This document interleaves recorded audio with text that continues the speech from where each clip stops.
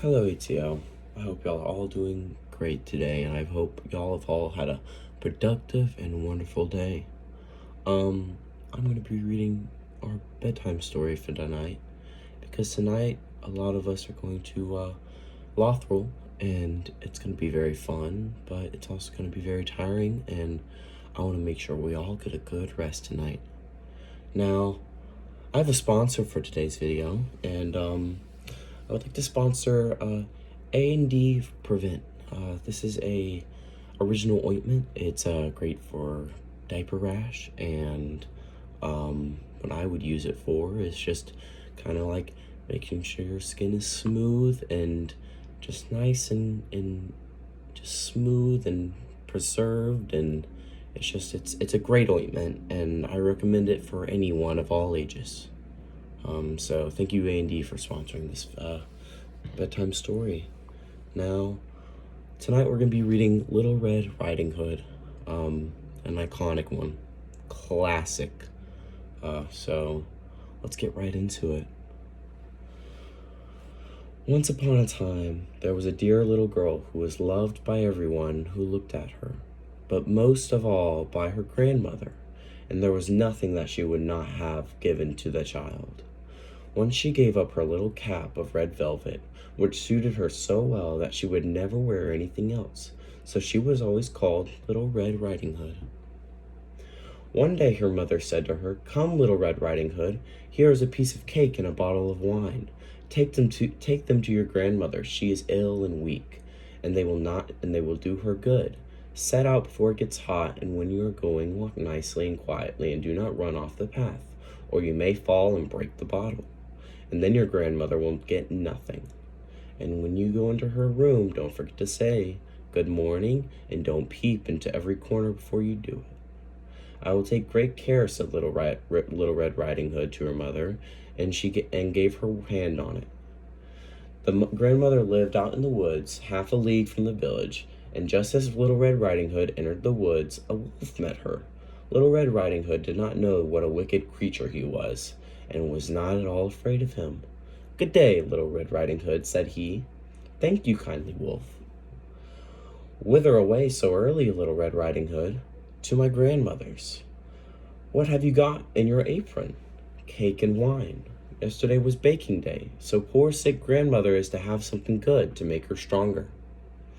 "Where does your grandmother live, Little Red Riding Hood?" "A good quarter of a league farther in the woods. Her house stands under the 3 large oak trees. The nut trees are just below.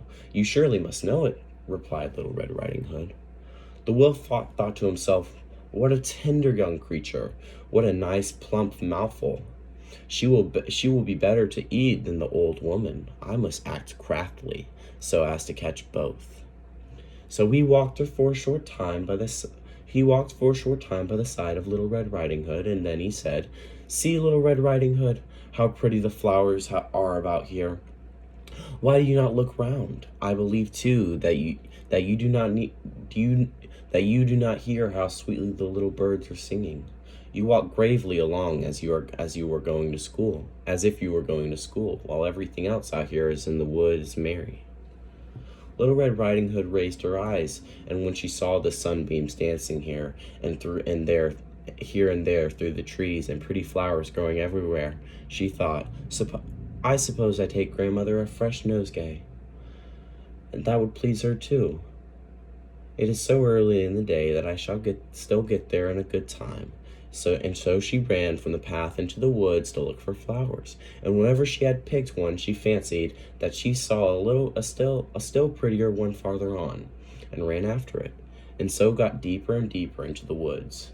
Meanwhile, the wolf ran straight to the grandmother's house and knocked on the door. "Who is there?" "Little Red Riding Hood," replied the wolf. "She is bringing cake and wine. Open the door." "Lift the latch," called out the grandmother. "I am too weak and cannot get up."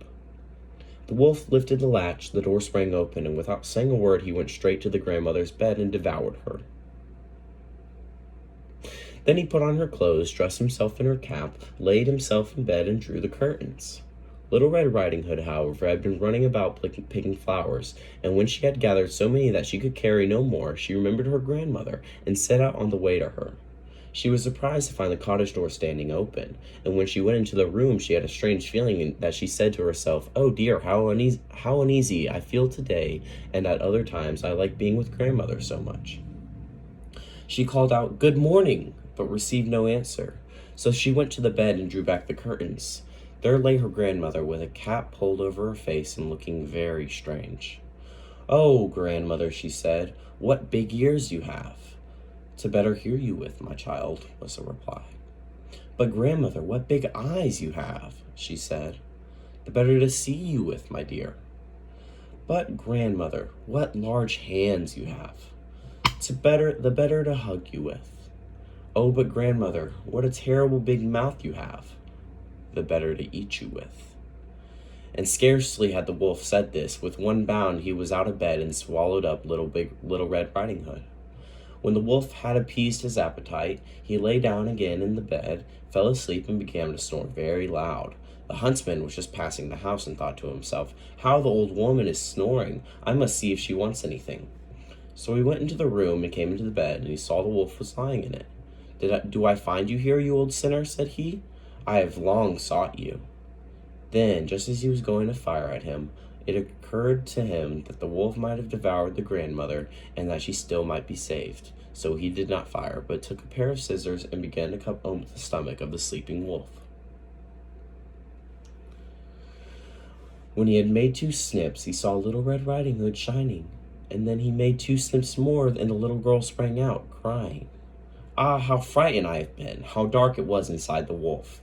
And after the aged grandmother came out alive also, but scarcely able to breathe, Little Red Riding Hood, however, quickly fetched great stones, with which they filled the wolf's belly, and then he awoke. He wanted to run away, but the stones were so heavy that he collapsed at once and fell dead. Then all 3 were delighted. The huntsman drew off the wolf's skin and went home with it. The grandmother ate the cake and drank the wine which Little Red Riding Hood had brought, and revived. But Little Red Riding Hood thought to herself, "As long as I live, I will never by myself leave the path, or to run into the wood when my mother has forbidden me to do so." It is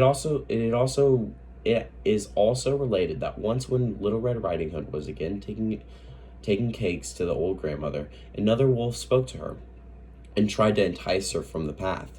Little Red Riding Hood, however, was on her guard, and went straight forward on her way and told her grandmother that she had met the wolf, and that he said good morning to her, but with such a wicked look in his eyes, that if they had not been on the public road, she was certain that he would have eaten her up.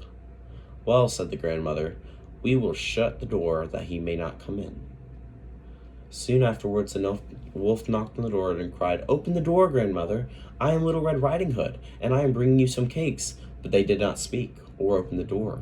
So the graybeard stole twice or thrice around the house, and at last jumped on the roof, intending to wait until Little Red Riding Hood went home in the evening, and then to steal after her and devour her in the darkness. But the grandmother saw what was in his thoughts. In front of the house was a great stone, though, so she said to the child, "Take the pail, Little Red Riding Hood.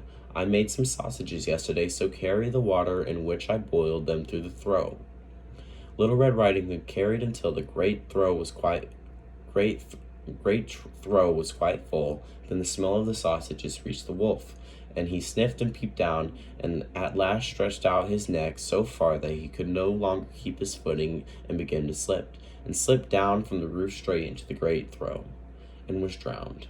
But Little Red Riding Hood went joyously home, and no one ever did anything to harm her again. Wow, that was a very intricate story. It's a long one today too, so I'm gonna speed this up for y'all. But I hope y'all have a great night tonight, and I will see y'all tomorrow night. I hope this gets y'all in bed safely, and I hope everyone gets home safe tonight. So good night, ETO.